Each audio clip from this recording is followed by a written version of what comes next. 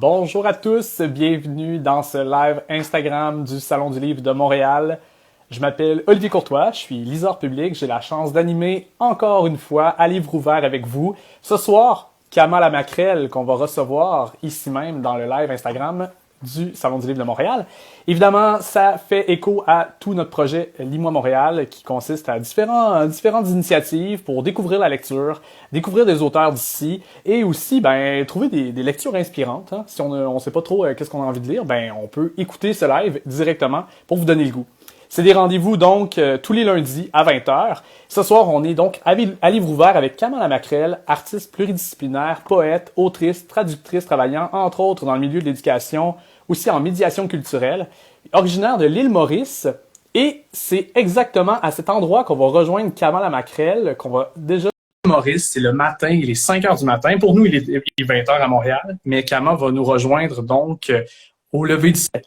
Et donc, tout au long de ce live, vous pouvez avoir plein de suggestions et on va même pouvoir faire gagner un prix. Oui, vous allez pouvoir remporter une copie de Hommes-Femmes pour les intéressés. Il va y avoir un indice, donc restez à l'écoute. Vous allez pouvoir gagner une copie du recueil de poésie. Bonjour, Kama.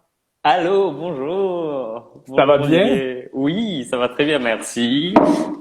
Il est tôt de ton côté à l'île Maurice.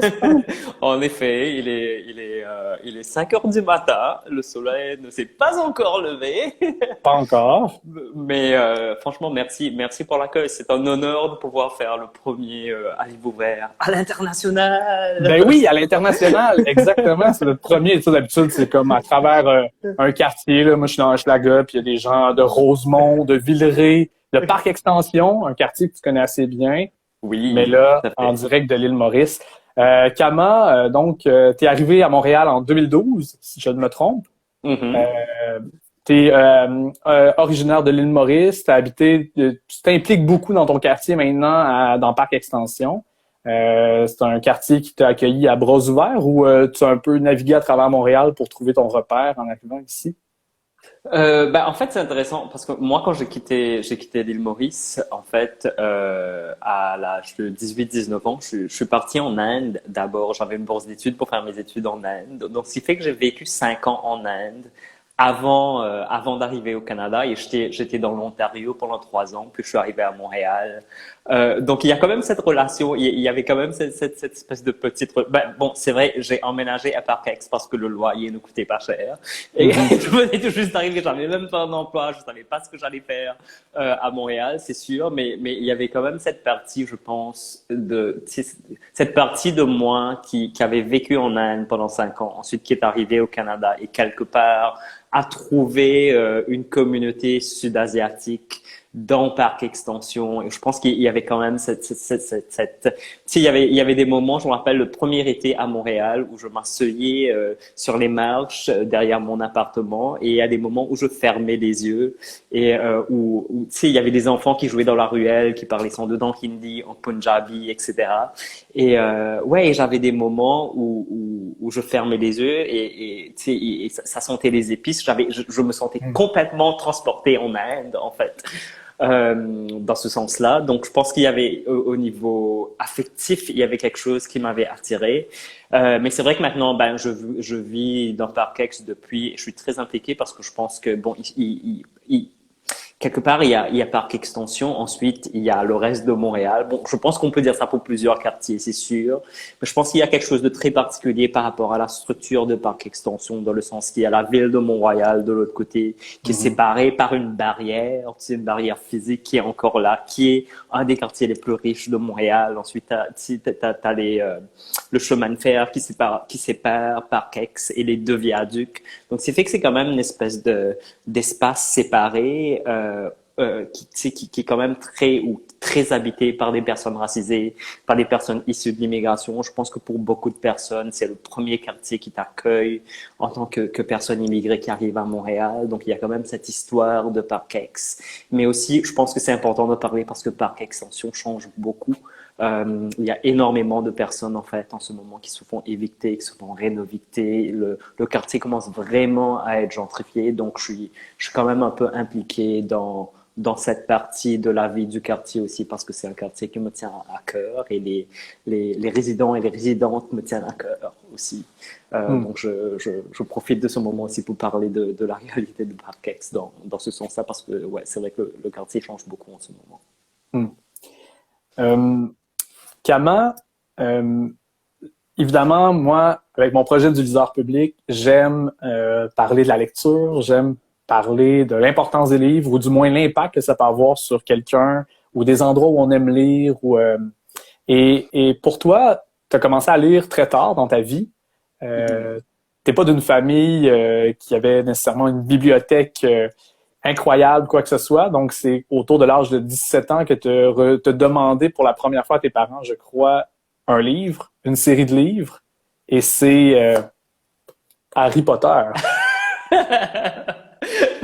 Oui, tout à C'est fait. ça. Oui, tout à fait. T'es Mais sûrement pas la seule personne qui a lu Harry Potter à 17 ans. Là. Il y en a sûrement qui nous écoutent. Là. N'hésitez pas, si vous avez des commentaires, des questions, là, vous pouvez les parler, les écrire dans les commentaires. Mais donc, Harry Potter, mais c'est fou. c'est un... Ouais, tu sais, surtout, je trouve que parce que j'aime beaucoup, tu sais, j'aime beaucoup le projet justement, le liseur public, et c'est intéressant pour moi, surtout maintenant dans le contexte dans lequel je vis à Montréal, où j'ai des amis par exemple qui ont des enfants de 2, 3 ans, tu sais, qui ont leurs histoires préférées, qui ont leurs livres préférés. Et c'est quelque chose qui me frappe beaucoup. En tant que personne, ben oui, j'ai commencé à lire très très tard. Et je Mhm. pense que souvent c'est ça. Il y a, je viens d'une famille ouvrière. Je viens d'une classe ouvrière où, tu sais, mes parents ne m'ont pas ramené à la bibliothèque quand j'étais enfant. C'était vraiment pas dans la culture, c'était vraiment pas dans la pensée. Donc, ce qui fait que, ouais, il y avait cette relation à la lecture. Tu sais, pour moi, la lecture, c'était quelque chose que les gens snobs ou que les gens riches faisaient. Tu sais, je sentais pas que c'était quelque chose qui m'appartenait. C'est ça, je me suis mis à lire très très tard dans l'adolescence. À peu près à l'âge de 14, 15 ans, il y avait mon prof d'anglais en fait à l'école qui m'avait dit qu'il fallait que j'améliore mon anglais et qui avait Mhm. suggéré que je lise des Reader's Digest parce que les Reader's Digest avaient des petits articles, donc c'est fait que j'avais pas à lire tout un livre. Donc C'est s'il y a quelque accessible chose qui quand m'a, même. ouais, Ah, donc ouais. c'était quelque chose de plus accessible. Donc c'est là à peu près que je me suis mise à lire et j'ai commencé à travailler très très tôt. J'ai eu mon premier emploi quand j'avais 15 ans. Je travaillais dans un hôtel dans le sud-est de l'île.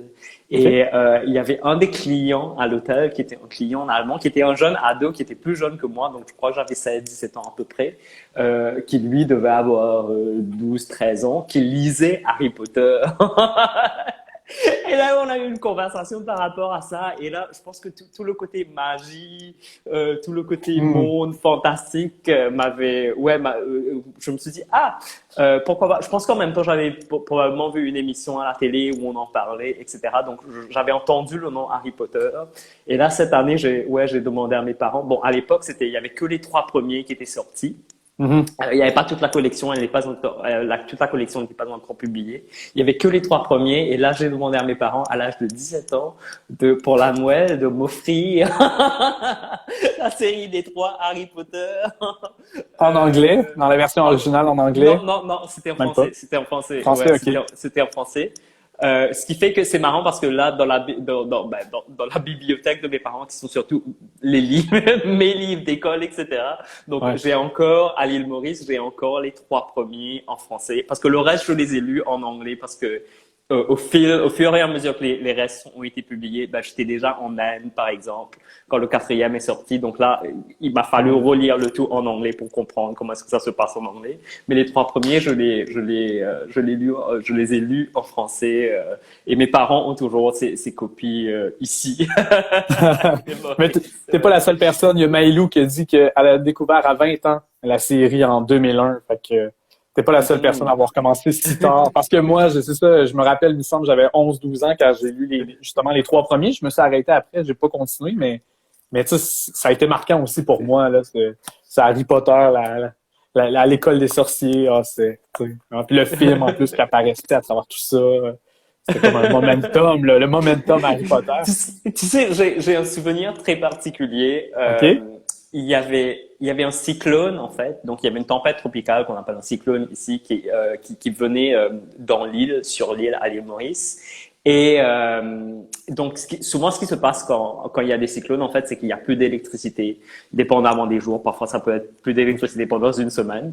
Mais on était en plein cyclone, il y avait plus d'électricité, et donc forcément, les écoles sont fermées, etc. Et je me rappelle lire le deuxième, donc c'était quoi, la Chambre des secrets, je crois. Je me rappelle plus maintenant, mais Alors, on a le besoin d'aide deuxième. dans les commentaires. Écrivez, c'est quoi le deuxième? C'est quoi le deuxième? Mais je me rappelle lire le deuxième à la lueur d'une bougie. Tu sais, Ah ouais. j'étais tellement accro. Il y avait un cyclone, on était en plein été, je me suis réveillé le matin, c'était à la lueur d'une bougie, et là, je le lisais comme ça, tu sais, et j'ai encore ce souvenir. Mais en fait, la raison pour laquelle j'ai ce souvenir encore précis, parce que je me rappelle par la suite me réveiller, être sorti, être sorti de mon lit, et là, quand j'ai mis les pieds en bas, il y avait de l'eau partout, parce que notre maison était complètement inondée à cause du cyclone. Bref, il y a aussi cette partie, mais je me rappelle très concrètement de ce souvenir, en fait. Absorbé par la lecture. Il y en a qui sont absorbés par les télévisions, mais toi, c'est par la lecture d'Harry Potter. Et oui, c'était La Chambre des secrets, le deuxième. Le deuxième film, on l'a trouvé. Fait que les je suis même pas capable de le dire. Readers Digest, et après ça, Harry Voilà. Potter. C'est ça, Voilà. les deux. Et évidemment, ben, qu'est-ce qui donne le goût de la lecture en général? Pour toi, qu'est-ce qui t'a donné? C'était un besoin comme viscéral qui venait? Est-ce que Ben, je pense c'était qu'il y a juste pour améliorer? C'était comme ton but d'améliorer ton anglais ou français ou peu importe? Ouais, ben je pense que au tout début, avec les Reader's Digest, pour moi, c'était tout juste, je le faisais tout, c'était purement fonctionnel, dans le sens qu'il fallait que j'améliore mon anglais pour Ouais. pouvoir avoir des meilleures notes à l'école. Donc, je me disais, OK, s'il faut que je lise les Reader's Digest, je veux me mettre à lire les Reader's Digest. Mais je pense bon, les Reader's Digest, c'est souvent, c'est pas toujours c'est pas toujours de la création littéraire, c'est souvent des articles, etc. Donc, je pense qu'il y avait un intérêt de connaissance générale qui m'a attiré. Je pense qu'il y a la partie storytelling, entendre les histoires des autres est quelque chose qui déjà, je pense même jeune, m'a attiré. Mais pour moi, la partie, franchement, parce que tu sais, je parle à beaucoup de personnes, par exemple, qui me racontent comment, ah oui, mais moi, quand j'étais, tu sais, surtout des personnes marginalisées ou des personnes qui étaient isolées, qui se sentaient seules quand elles étaient jeunes, etc., qui me disent toujours, ah mais pour moi, les livres, c'était mon escapade, c'était les seuls amis que j'avais, etc. Ce qui est, j'ai pas vraiment eu ça, moi, mais la chose qui m'a frappé le plus, je pense qu'à un certain moment, c'était vraiment le craft, tu sais, le jeu entre les mots, la construction, en fait, la construction littéraire elle-même, je pense que c'est ça la partie qui m'a le plus attiré, en fait. Comment est-ce qu'on peut mettre certains mots ensemble qui ne sont pas censés être ensemble, mais qui ensemble créent une image qui peut te percuter viscéralement, en fait. Et je pense que pour moi, sans doute, voilà pourquoi la poésie, j'aime autant la poésie, je pense. Mais je pense qu'à un certain moment, pour moi, c'était même pas le conte ou l'histoire, mais c'était vraiment la manière dont la manière avec laquelle on peut jouer avec les mots, en fait. Si je réfléchis beaucoup, je parle souvent de la cuisine, parce que je cuisine beaucoup. Je parle souvent de la cuisine un peu comme une forme de magie, dans le sens où, tu sais, t'as deux ingrédients qui sont séparés, mais si tu les mets ensemble au bon moment, ça te crée tout un autre espace, ça te crée une autre odeur, un autre goût, etc. Et je pense qu'il y a un peu cette relation avec les mots où quand deux mots ou deux expressions ou deux formules ne sont pas censées être ensemble, mais quand tu les mets ensemble, ça peut créer un espace complètement émotionnel et percutant.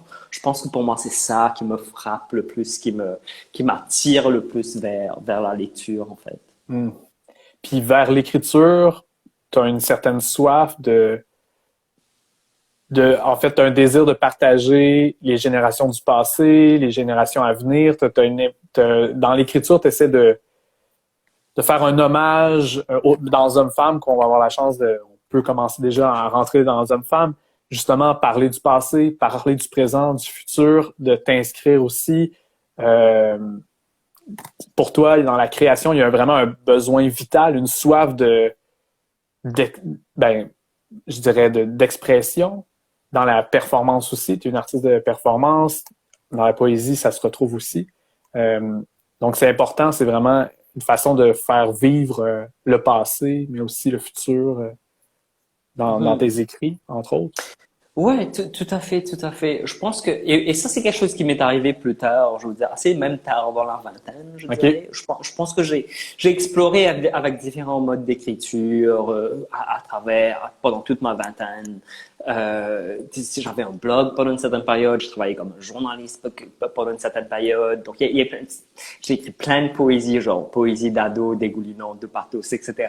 J'ai quand même fait tout ça, mais je pense qu'à un certain moment, je pense que tout ça pour moi, c'est un processus qui était important dans le sens que c'était un processus de recherche où je cherchais c'était quoi en fait je n'étais pas consciente de cela quand je le faisais, mais maintenant, avec du recul, je suis capable de voir que, pendant toutes ces années, en fait, c'était une recherche je sentais qu'il y avait quelque chose qui voulait émerger et c'était la recherche, pour cette voie artistique. Mais c'est vrai que maintenant, c'est devenu tellement, maintenant, je réalise, pour moi, l'acte de la création, en fait, qu'elle soit littéraire ou autre, et je la perçois vraiment et je la vis vraiment comme donner naissance à soi-même, en fait. C'est la création dans ce sens-là. Je pense que la création artistique, et c'est en particulier, tu sais, je parle toujours de mon expérience en tant que personne racisée, en tant que personne transgenre, en tant que personne immigrée, etc. Mais je pense que je travaille aussi beaucoup avec ces mêmes communautés, souvent justement en création littéraire et en création artistique, dans un contexte d'éducation populaire.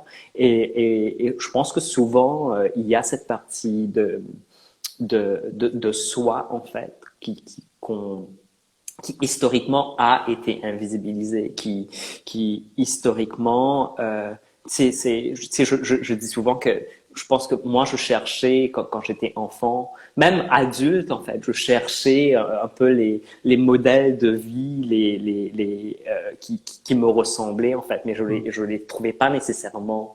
Et je pense qu'à un certain moment pour moi c'est devenu ce besoin de s'écrire en fait, une écriture du soi, mais une écriture du soi qui est pas uniquement individuelle ou personnelle, parce que pour moi le soi justement est connecté aux générations passées et aux générations futures. C'est surtout dans le contexte colonial où des manières d'être dans le monde, des cultures, des langues, des genres, tu sais, ont été. Je réfléchis beaucoup dans un contexte mauricien, en particulier à la traversée à travers les océans, en fait, pour mes ancêtres qui étaient esclaves, qui étaient travailleurs engagés. Qu'est-ce qui a été perdu dans cette traversée? Et je pense beaucoup au silence des océans, dans le sens où, tu sais, il y a quand même énormément de personnes on parle souvent de l'arrivée, que ce soit en Amérique du Nord ou dans des îles plantationnaires comme l'île Maurice, mais il y a aussi toutes les personnes qui sont mortes dans le trajet. Et je réfléchis beaucoup à ce silence. Donc, c'est fait que pour moi, me donner une voix, donner naissance à ma voix, donner naissance à ma voix littéraire, donner naissance à ma voix artistique, n'est pas uniquement un acte individuel, c'est aussi un acte spirituel, en fait, qui me permet de donner voix aux ancêtres.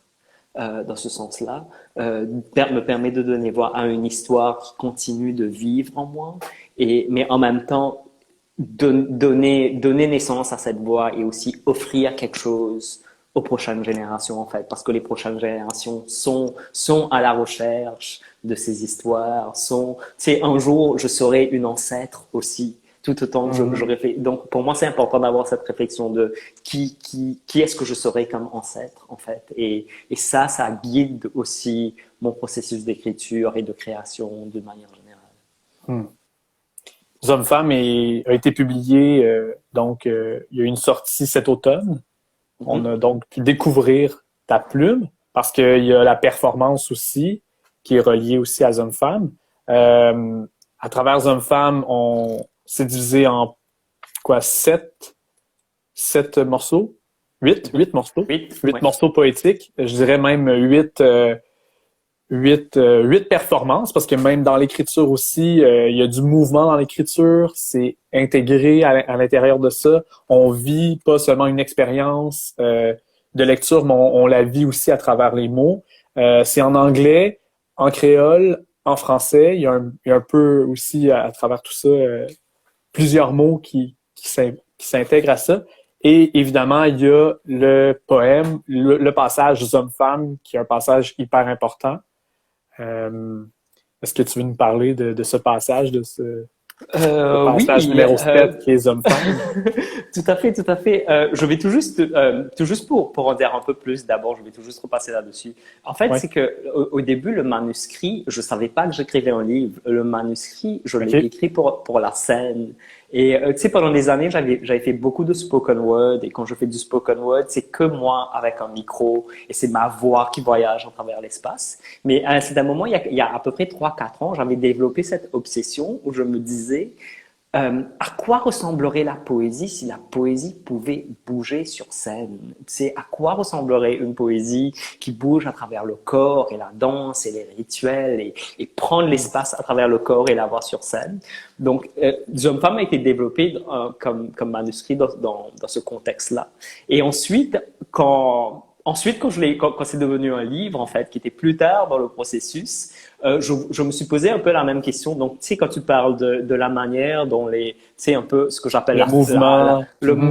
le mouvement, c'était vraiment ça. Donc là, je me suis vraiment mise à réfléchir à comment est-ce que le corps du texte peut performer sur la page de la même manière que le corps performe sur la scène.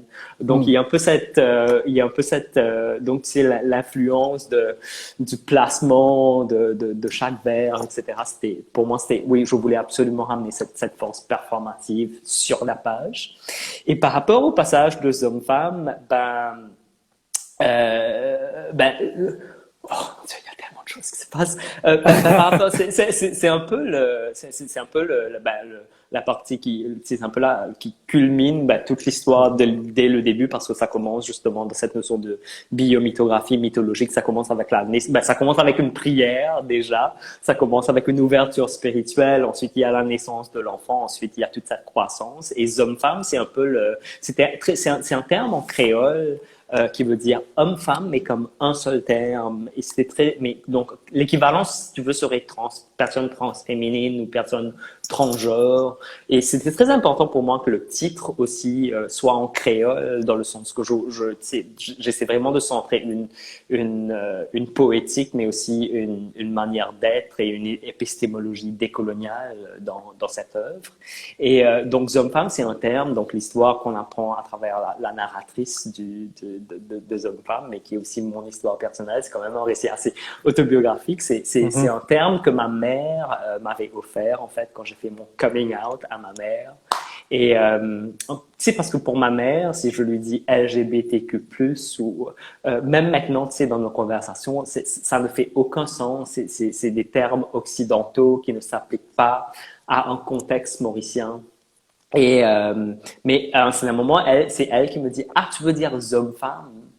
Et là, pour moi, c'était une espèce de moment tellement fort de réaliser, ah oui, que je peux exister dans un contexte mauricien, dans un contexte décolonial où il y a un terme, où il y a un mot, en fait, qui décrit cette expérience de vie, ou même, tu sais, où même la transidentité n'est pas nécessairement liée à une transition médicale dans la manière où c'est perçu dans l'Occident, par exemple, ou tu sais, cette espèce de discours étatique et médical qui dit t'es prise dans le mauvais corps, c'est une dysphorie qui te faut ensuite corriger à travers une intervention étatique et médicale qui est une expérience tout à fait valide. Il y a des personnes trans qui ont cette expérience, mais c'est quand même, pour moi, c'est une narration de la transidentité et c'est une narration coloniale de la transidentité.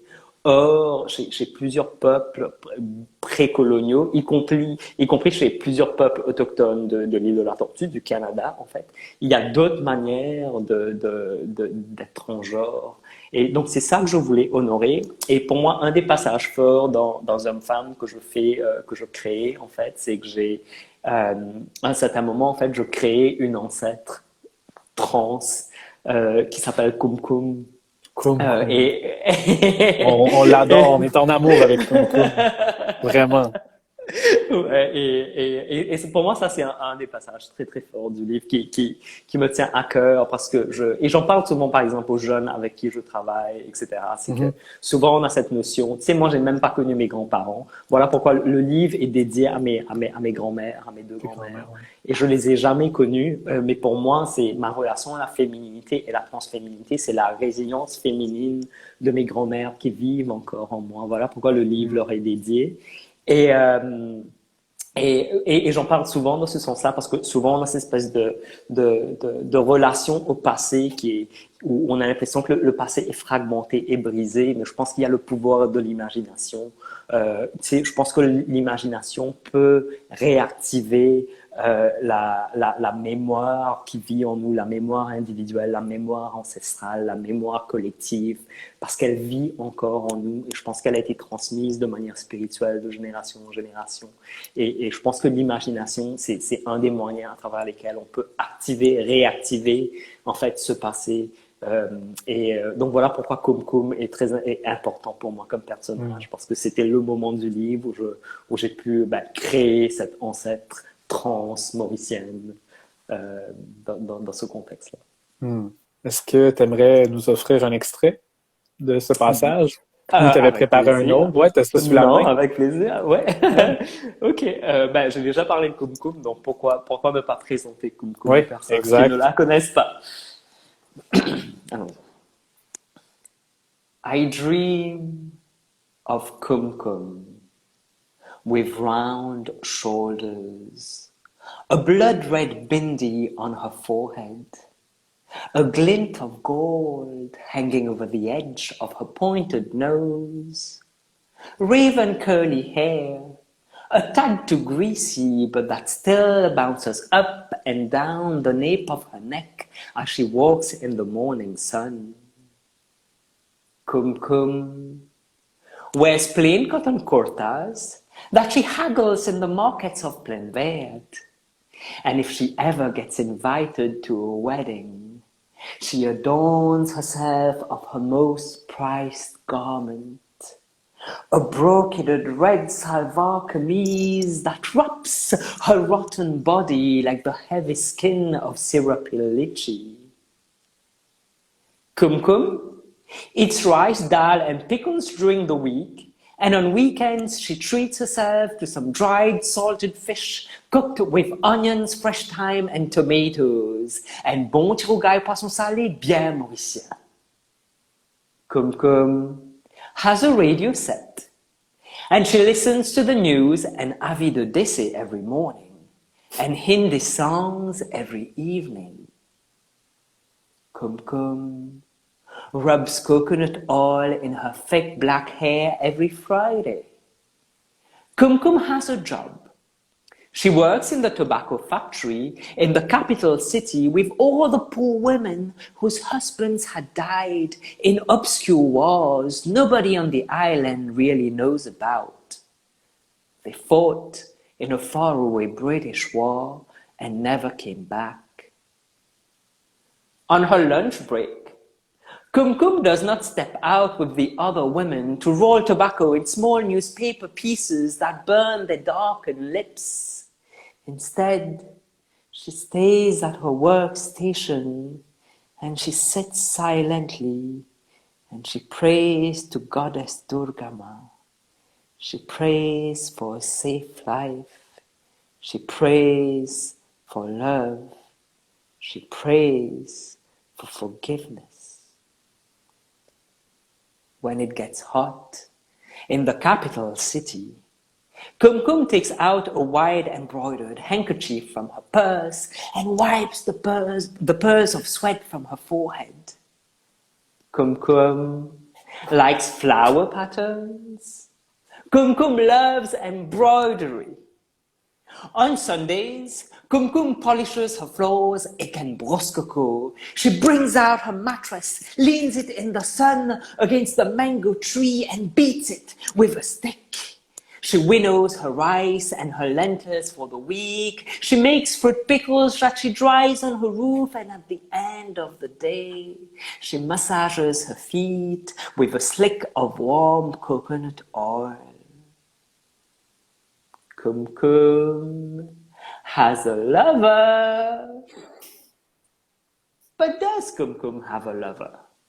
I'm not sure yet whether Kum Kum has a lover, but this is Kum Kum. This is Kum Kum, and I dream about her every day.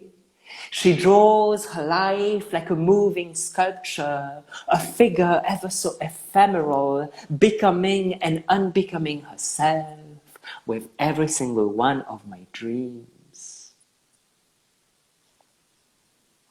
C'était Kum Kum. Merci Kama.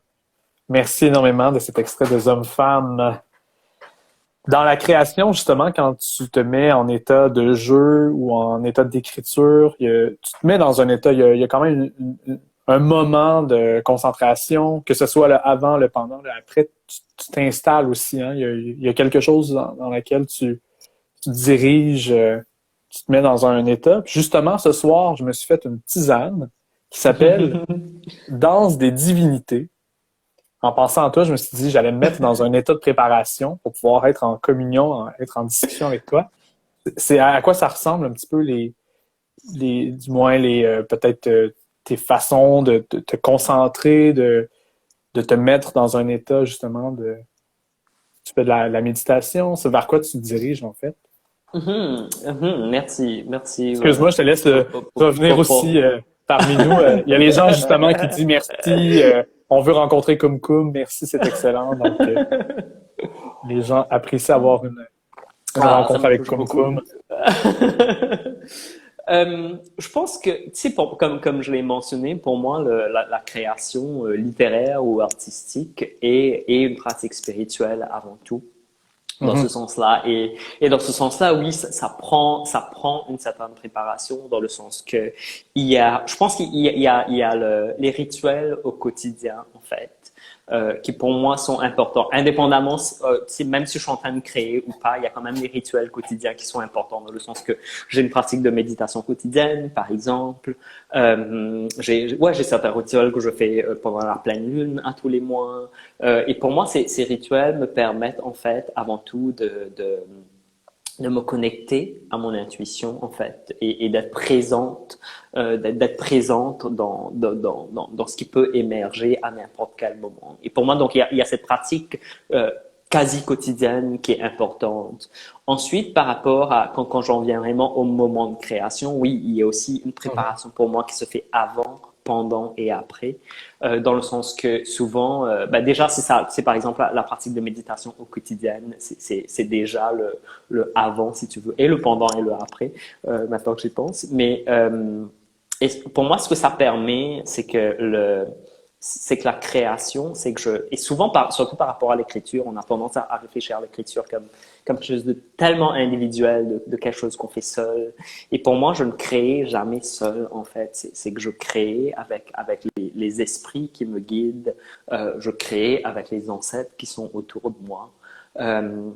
Et même, surtout par rapport à la performance, même à la performance de Hommes-Femmes, quelque chose qui était très très fort pour moi. Bon, j'ai pas pu présenter le spectacle à une audience, mais j'ai quand même monté le spectacle en entier. J'ai eu une résidence technique, etc. Bon, puis pandémie, etc. Mais dans le processus de faire ma résidence technique et de produire le spectacle, par exemple, à la fin, dans les derniers jours, quand j'étais dans la salle de théâtre au Montréal Art Interculturel, vraiment, il y a eu un moment où je sentais que vraiment, c'était plus moi sur scène, en fait. Il y avait une dissolution absolue de l'ego, où l'ego disparaît complètement et mon corps devient tout juste un récipient, en fait. Donc, mon corps devient un récipient spirituel pour que d'autres forces spirituelles peuvent s'exprimer. Dans ce sens-là. Et pour moi, c'est ça ma relation à la création. Même par rapport à l'écriture. Oui, il y a des histoires que je veux raconter, mais pour moi, là où j'essaie d'être dans ma pratique, c'est qu'en fait, que je sois uniquement, que ma voix, que ma création, en fait, soit uniquement un récipient, en fait. Un récipient pour recevoir les forces spirituelles, que ce soit des esprits, des guides, appelle ça ce que tu veux, appelle ça Dieu, divin. Pour moi, c'est pas une question c'est pas nécessairement. Je pense que dans différentes pratiques spirituelles, on a différents termes pour exprimer tout cela, mais pour moi, c'est vraiment créer cet espace autour de moi, dans mon corps déjà, dans la discipline quotidienne, dans mon corps, pour pouvoir être connecté à mon intuition, pour pouvoir être présente. Ensuite, par rapport à l'aura et ensuite par rapport même à l'espace. Tu sais, je fais des prières et des rituels dans tout l'espace où j'invite justement, où j'invite les esprits, où j'invite l'espace de la clairvoyance, de la clarté dans le processus d'écriture.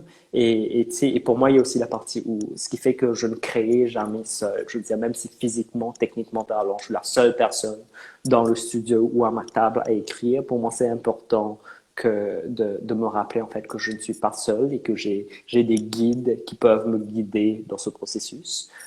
Donc pour moi, c'est ça la pratique de création. Ouais.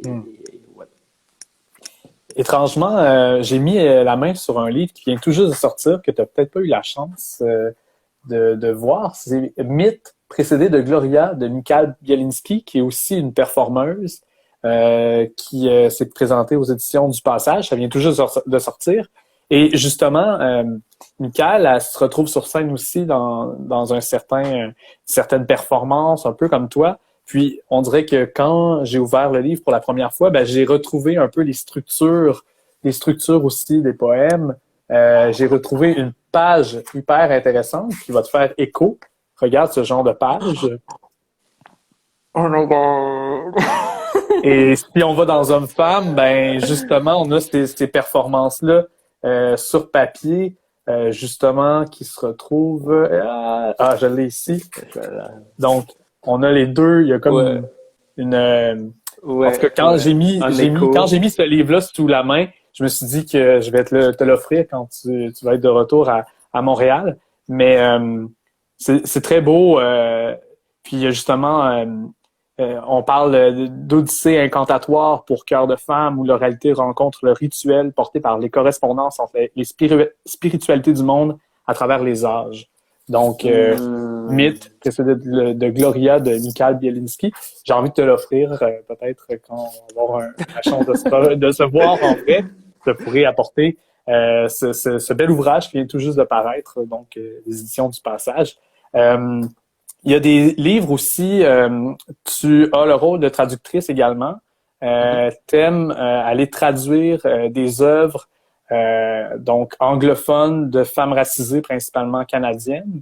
C'est du moins la mission que tu t'es donnée. Et tout ça ramène aussi à la traduction littéraire, le français inclusif. Il y a un énorme travail à faire en ce moment dans le français inclusif, je crois. J'ai même été chercher un peu de ce côté-là. On parle de langue, ou du moins de langage épicène, neutre, non-binaire, inclusif. Où tu te situes à ce moment-ci dans les traductions? Est-ce que c'est encore de la recherche pour toi ou t'as vraiment une ligne directrice pour les traductions, justement? Je pense qu'il y a toujours un aspect de recherche. Je pense que je suis toujours dans la recherche, même si c'est la recherche. Je pense qu'une des choses qui m'a frappé vivant dans un contexte québécois, étant c'est à la fois créolophone, francophone et anglophone, justement, c'est un peu les deux solitudes dans ce sens-là. Je pense que comme tu le sais, je lis beaucoup de littérature contemporaine canadienne et québécoise aussi. Et je pense qu'il y a cette partie où j'ai tout juste un amour tellement fort de la littérature. Et il y a des moments où je lis certains bouquins, je suis du genre mais il faut que ça circule au Québec, il faut que ça, donc je pense que souvent il y a ça. Et souvent c'est ça, j'ai l'impression que ça ne se parle pas nécessairement même dans un contexte de traduction, donc je pense qu'il y a déjà ça. Mais ensuite par rapport à ça, moi ce qui m'intéresse, j'en suis venu à la traduction littéraire un peu par, j'aime dire que c'est l'univers qui l'a mis sur mon passage. Okay. Ça c'est une des choses où je suis du genre c'est pas quelque chose que j'ai choisi, mais c'est les forces spirituelles qui l'ont mis sur mon passage. Et une fois que ça m'est arrivé, j'étais du genre, ouh, gros coup de cœur, je suis en amour, j'ai envie de continuer. Et donc, la manière dont ça s'est passé, c'est que les éditions Dents de Lion, qui est une maison d'édition littérature jeunesse, qui vient de commencer, qui a à peine publié, je sais pas, 5-6 bouquins à peu près au cours des quelques dernières années. Dents de Lion traduisait le livre de Kai Cheng Tom, From the Stars in the Sky to the Fish in the Sea, qui est un album jeunesse qui a été publié chez Osmer Pub Press dans le Canada anglophone. Donc, en gros, c'est l'histoire d'une enfant qui est née quand le soleil et la lune étaient tous les deux dans le ciel. Donc, l'enfant ne pouvait pas se décider être garçon ou fille, être poisson ou oiseau. Donc, et ce qui fait que donc c'est une enfant magique qui se transforme au gré des jours et ensuite l'enfant doit aller à l'école. Donc, c'est là où tout devient compliqué parce que tout le monde est ou garçon ou fille à l'école. Et en fait, donc en anglais, le livre a été écrit avec le pronom they, them, qui est le pronom neutre, qui est quand même très utilisé maintenant en anglais, qui est très commun. Et donc, quand Dents de Lion a décidé de traduire le livre qui a paru donc sous le titre L'enfant de fourrure, de plumes, d'écailles, de feuilles et de paillettes. Donc, les éditions étaient à la recherche d'une personne qui serait capable de traduire en français épicène et m'ont contacté parce que je connais l'autrice, mais deux aussi parce que à cause de mon activisme dans les milieux queer, les milieux militants queer et féministes, etc., où j'avais déjà beaucoup réfléchi à la question du français neutre et du français inclusif, du français épicène. Bon, c'est vrai que c'est une pratique littéraire. Mais c'était un peu une coïncidence. J'ai jamais décidé que j'allais faire la traduction littéraire. Donc les éditions Dents de Lion m'ont contacté en me disant est-ce que tu aurais aimé traduire ce livre? Et moi je suis genre avec plaisir, allons-y. Et c'est là, donc ça c'était un peu, c'est le premier livre pour enfants publié. Donc on se sert de pronom Yel. L'enfant dans le livre est non genré. Dans ce sens-là, et c'est quand même une première dans le monde littéraire francophone. D'ailleurs, petite parenthèse, même maintenant, je reçois souvent beaucoup de courriels de parents ou d'enseignantes qui me disent est-ce que vous avez d'autres références à nous donner? J'ai envie d'en parler à mes enfants. Même maintenant, ça fait 2 ans que le livre est sorti. Même maintenant, il m'arrive au moins une fois par mois où je reçois un courriel ou un message, ou des parents ou de personnes d'enseignants me demandant est-ce que vous avez d'autres références. Donc je pense qu'il y a quand même un besoin, il y a quelque chose qui se transforme. Donc c'est une fois que j'avais fait ça, je pense que là moi je me suis mise à réfléchir à la question c'est quoi mon rôle en tant que personne vivante. Je suis quand même je suis très ancré au Québec, je suis très ancré à Montréal, je suis très ancré dans ma communauté, que ce soit à Parc Extension par exemple, ou ma communauté littéraire, ou ma communauté artistique, etc. Et là, je me suis mise à réfléchir. Je suis tombé en amour avec la traduction littéraire. Je suis du genre, j'aime tellement ça comme processus. Et là, oui, j'ai réfléchi à la question, mais c'est quoi... qu'est-ce que j'ai envie de traduire? Tu sais, c'est quoi, par rapport à ma position, qui est quand même assez unique dans le sens, en tant que personne entre les mondes anglophones et francophones, capable de faire de la traduction, tu sais, qui a une certaine connaissance sociale, politique, culturelle de certains enjeux par rapport à la décolonialité, par rapport au genre, etc. C'est quoi, qu'est-ce que je peux ramener au milieu littéraire québécois, en fait. Donc je me suis vraiment, parce que je pense que la traduction littéraire est une grosse responsabilité, dans le sens que, c'est une responsabilité envers l'auteur, l'autrice. C'est une grosse responsabilité. Pour moi, c'est quelque chose que je fais toujours d'une position d'humilité, parce que c'est une responsabilité envers les mots, l'œuvre d'une autre personne, mais aussi c'est que quand tu traduis l'œuvre, c'est que tu offres cette œuvre tu crées un espace pour cette œuvre dans un autre contexte. Et pour moi, ça aussi, c'est une grosse responsabilité. Donc, j'ai beaucoup réfléchi à cette question. C'est encore le passage, il y a encore quelque chose dans le passage, ça, de prendre quelque chose, puis de le garder dans l'histoire, puis de le remettre à quelqu'un d'autre aussi. Là, il y a ça dans la traduction, la responsabilité, le filon, vraiment, il y a quelque chose qui s'inscrit aussi dans ta pratique, qui était là avant dans d'autres domaines, mais là, dans la traduction aussi, là, il y a quelque chose comme vraiment de prendre à un endroit, de le faire connaître, puis de l'amener à un autre point aussi. Ouais, Il ouais. y a Ah, quelque chose de merci, beau là-dedans aussi. j'y ai pas réfléchi de cette manière, mais merci. Ouais, ouais, Ouais, il y a comme ouais, un fil à tisser, ouais, il y il a y a quelque quelque chose, chose, ouais, ouais, vraiment, vraiment, mais puis c'est ça. de se positionner par rapport à la communauté littéraire québécoise. Il y a quelque chose d'intéressant aussi de se situer francophone, de voir où suis-je là-dedans, puis qu'est-ce que je peux apporter. C'est beau, c'est beau d'avoir ces genres de réflexions-là, vraiment, vraiment, vraiment. Là. Ouais. Merci, ouais. Mais c'est ça, donc Puis, à date, j'ai co-traduit avec ouais. Ariane Desrochers, J'ai peur des hommes de Vivek Shraya qui est paru au printemps, au début de la pandémie, aux éditions Remue Ménage, de Remue Ménage, J'ai peur des hommes, qui est un essai, donc justement, Vivek Shraya a une position très intéressante parce que, tu sais, Vivek vivait avant comme un homme bisexuel qui ensuite a fait sa transition, tu sais, qui a quand même une expérience à travers le genre et ensuite qui parle de sa relation à la masculinité par rapport aux hommes. Donc le livre s'appelle J'ai peur des hommes. L'autre partie donc là, je suis au mois de septembre, les éditions XYZ vont publier le roman de Kai Cheng Thom, Fierce Fans and Notorious Liars. On n'a pas encore un titre en français parce que les titres, je l'ai choisi en dernier. C'est la Ah ouais, dernière ok. partie du processus. Ouais, ouais. Mais en fait, là, je suis en train de faire les révisions justement en ce moment sur ce roman qui est. J'ai hâte que ce roman en fait rencontre. Déjà, je pense que le roman, même en anglais, a une présence parce que Kai Cheng Thom vivait à Montréal pendant des années et donc c'est l'histoire d'une jeune fille trans chinoise qui quitte sa ville qui s'appelle l'Amorose, qui est Gloom en anglais, et ensuite qui vient dans la ville des cendres et des lumières, où il y a une rue magique qui s'appelle la rue des miracles, où vivent toutes les femmes trans, les travailleuses du sexe, etc. Donc c'est une espèce de rue magique où elles se retrouvent toutes, et à un certain moment, en fait, il y a une des femmes trans qui se fait assassiner et là elle décide de créer un gang de filles qui partent attaquer tu sais, les hommes cis, etc. C'est un roman fantastique où tu as des zombies et des sirènes et ça j'ai vraiment, je pense que le livre a quand même eu un succès même au Québec, même dans un milieu francophone, mais j'ai hâte que le livre en français, pour moi ça, ouais, rencontre le milieu francophone québécois. Je pense que ça fait quelques années que c'est sorti chez Métonymie Press. C'était des premiers bouquins que Métonymie Press à Montréal justement a publié.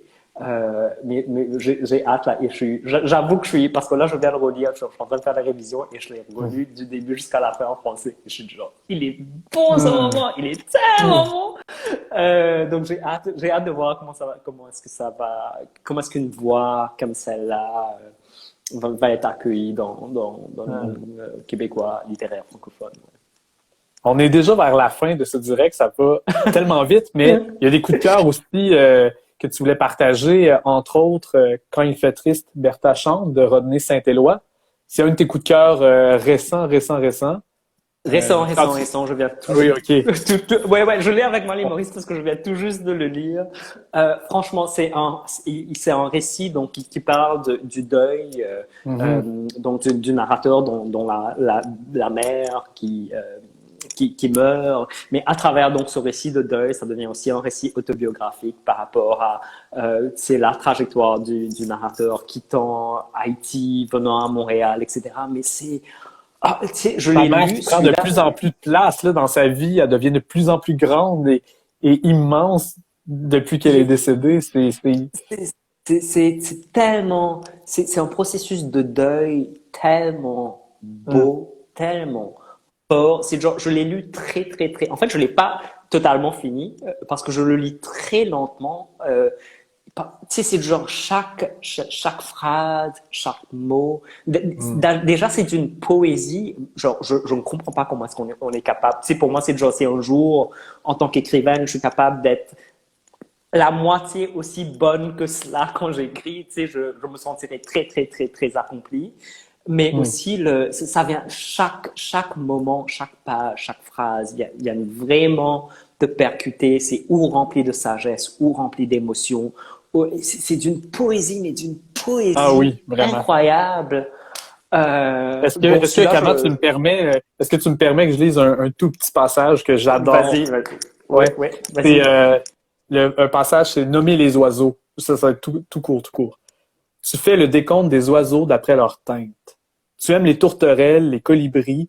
Au ciel, tu vises là où se détachent coulicou, ibis, hirondelle, merle, ortolan. Tu nommes chaque oiseau par son nom. La seule chose qui manque aux êtres humains, dis-tu, est la capacité de voler et les couleurs. Les papillons et les oiseaux sont auréolés de couleurs. C'est un passage que j'adore, nommer les oiseaux. Après, là, c'est une vague de bonheur Ouais. et de couleurs. Mhm. Vraiment Mhm. très, très beau. René Ouais. Saint-Éloi. Un Et autre coup de très, cœur, oui. tu avais Oui, apporté un autre livre avec toi aussi dans tes bagages. j'ai une petite pile à côté de moi. L'autre coup de Ah cœur, oui, c'était de, de Caroline Caroline Dawson. Dawson, c'est ça? Là où je me terre, qui publié chez Remue Ménage, tu sais, on en parle quand même pas mal en ce moment, mais franchement, c'est aussi un récit, c'est pour moi tellement fort, tellement percutant. Encore une fois, c'est une lettre d'amour à la mer. Tu sais, c'est parce qu'au bout du compte, ouais, c'est ce que ce roman slash récit autobiographique, tu sais, c'est à OK. la fin. Donc, en gros, ça raconte le processus d'immigration de cette famille qui vient du Chili en tant que réfugié et qui atterrissent à Montréal. Et pour moi, bon, il y a plusieurs choses. Une des choses qui m'a, pour moi, c'était aussi un genre de, tu sais, donc c'est cette petite fille immigrée qui essaie euh, de s'intégrer à la société québécoise. Et ça, c'est intéressant pour moi parce que c'est un Québec des années 80-90 que j'ai pas connu. Donc, les références culturelles, les références de Montréal, tu sais, parce que j'ai pas vécu au Québec dans les années 90, je sais pas c'était quoi la musique qu'on écoutait. Donc il y a déjà cette immersion par rapport à un monde québécois. Il y a une histoire québécoise qui est racontée à travers le récit, mais qui n'est pas justement, tu sais, le récit dominant du Québec. Donc, je pense que Mhm. ça représente déjà une archive du Québec, mais tu sais, donc, mais c'est aussi, c'est très percutant, ouais, il y a énormément de passages, mais surtout pour moi, c'est qu'à la fin, donc parce que la mère du personnage travaille, donc elle nettoie des bureaux en fait, elle va travailler dans des banques, etc. Et elle va nettoyer des bureaux. Et à la fin, tu réalises donc il y a un peu cette espèce de conversation entre la mère et la fille. Donc la fille qui est intégrée dans ce sens-là, qui, tu sais, qui va faire des études à l'université, qui devient sociologue, etc. Et d'un autre côté, donc il y a cette différence de classe dans le processus d'intégration. Mais à la fin du roman, ça devient une espèce de lettre d'amour entre la mère et la fille. Oh, c'est fort, c'est fort. Donc ça, c'est aussi un de mes gros coups de cœur. Et je pense que ce roman est aussi tellement important pour moi parce qu'on parle souvent. Je pense que pour moi, ça c'est l'archive du Québec, ça c'est l'histoire du Québec. Aussi, tu sais, je pense que c'est important de donner l'espace, surtout dans le contexte présent où c'est très difficile, tu sais, où on a tellement de conversations par rapport à l'identité québécoise, par rapport à cette peur, cette peur de l'immigré, cette peur de la personne racisée, tu sais, ne pas vouloir nommer les différences, etc. Mais je suis du genre, pour moi, ça c'est tellement fort. Donc ça c'était un de mes gros coups de cœur aussi que j'ai Mhm. lu pendant que j'étais à l'île Maurice récemment. Ouais. Mhm. Est-ce que tu t'es amené un peu de Joséphine Bacon avec toi? En Ouais, fait, j'ai un ramené petit toute peu. j'ai ramené beaucoup de poésie, en fait, avec moi. Et l'avantage, c'est que la poésie, c'est quand même assez petit, Mhm. euh, dans ce sens-là. Et j'en ai ramené 3 ou 4 de Joséphine Bacon avec moi. C'est une Ouais. autrice que t'as eu un contact là, très important avec elle. Je pense avec Oui, sa tout à fait. littérature, avec sa poésie. Ouais, parce que, tu sais, au début, c'est ça, c'est que je lis beaucoup en anglais et que la littérature québécoise, tu sais, pour moi, je lisais pas vraiment de la littérature québécoise. Dans ma tête, c'était du genre, ah, ça doit être, je sais pas, la littérature d'homme blanc, ça m'intéresse pas vraiment, etc. Donc, je connaissais pas, il y a quelques années, je connaissais pas vraiment le territoire littéraire et ce qui s'y passait. Et une de mes amies m'a donné Joséphine Bacon, en fait, en me disant, tu sais, t'aimes la poésie, il faut que tu lises Joséphine Bacon. Hmm. Et là, et c'est là où c'est là où j'ai eu une espèce de moment. C'est là où je me suis mis à lire en français, en fait, à lire de la littérature québécoise. Ben déjà, je veux dire, sa poésie est tellement percutante. Mais ça a vraiment transformé ma relation à la littérature québécoise parce que c'est là que j'ai réalisé, ah, mais en fait, il y a aussi des voies alternatives qui Hmm. existent dans ce contexte. Et d'ailleurs, la raison pour laquelle j'en ai ramené 3 ou 4 de ces recueils avec moi, pour moi, ça forme aussi partie des rituels. En fait, il y a certains bouquins, certains recueils de poésie ou certains bouquins avec lesquels j'aime m'entourer, même si je suis en voyage. Parce que Hmm. ça forme partie du rituel, Puis, c'est des objets sacrés et j'aime les avoir près de moi, même est-ce si que je suis c'est loin. Donc, est-ce que c'est différent de lire Joséphine Bacon à Montréal et à l'île Maurice ou c'est la même chose? je l'ai pas encore lu à l'île Maurice, pas OK. encore. Je les ai mis, j'ai mis toute ma collection à côté. Je voulais qu'elle soit à côté parce que j'ai pas, ouais, je lis que des romans ou des récits en ce moment. Je me suis pas encore mis, je passe encore, mais j'ai hâte parce que il y a quelque chose de très spécial pour moi quand je lis de la poésie près de l'océan spécifiquement. Donc, en ce moment, je suis en train de garder la poésie pour le temps que j'aurai. Tu sais, à côté de l'océan. Hmm. Pour moi, il y a quelque chose par rapport à l'océan qui est déjà spirituel. Et je pense que lire de la poésie, surtout de la poésie comme celle de Joséphine Bacon, je pense ouais, il y a des mondes spirituels qui vont potentiellement se rencontrer Hmm. dans cet espace-là. Puis justement, ben, il y a quelqu'un qui demande pour l'indice pour le concours pour avoir une copie de Homme-Femme. En fond, c'est l'indice de la journée, ça va être Île Maurice, donc le lieu où Kama est présentement.